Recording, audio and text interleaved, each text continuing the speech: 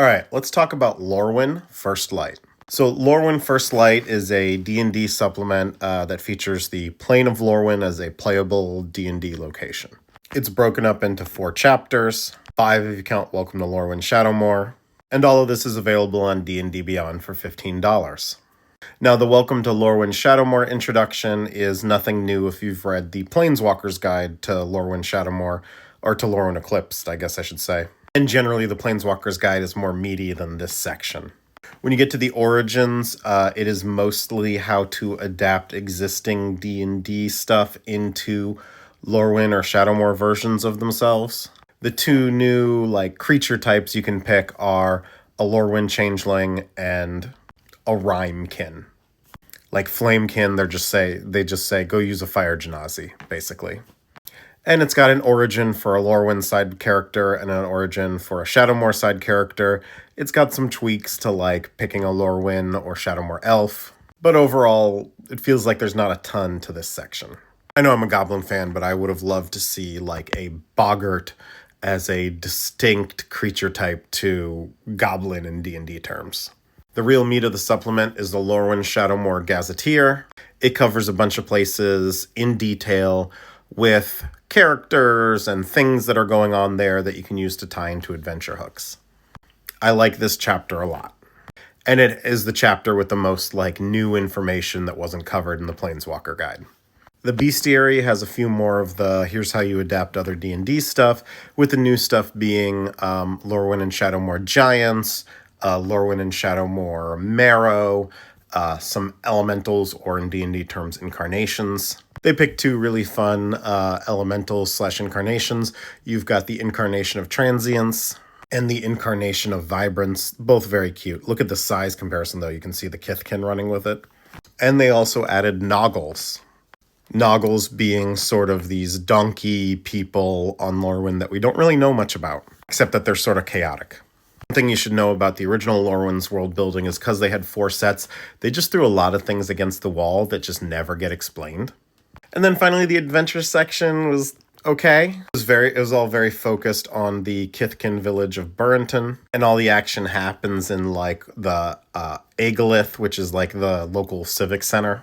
I would have preferred the adventure focus on Lorwyn Shadowmoor border shenanigans or things like that, things that are uniquely Lorwyn and not a crisis at a civic center. Overall, I think this supplement was neat, but if you're a big Lorwyn fan, and you're expecting something really meaty, this is about 14,000 words.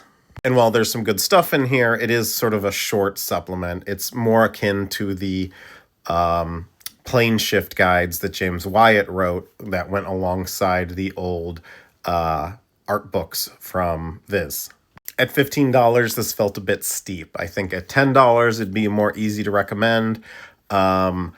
I like it. I want to run some Lorwyn one-shots. This is clearly designed to be a potential, Fey realm for D&D. They try and work these magic books into being, something that you could place on another D&D plane, and so this is a Fey realm. It's in the first sentence.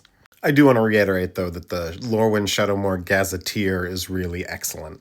This is where it feels like a lot of the new original stuff went into. It's about 1/3 of the whole document. In the same way that the old plane shift guides really needed the Viz art books, which had basically the entire Planeswalker's Guide in them, plus some.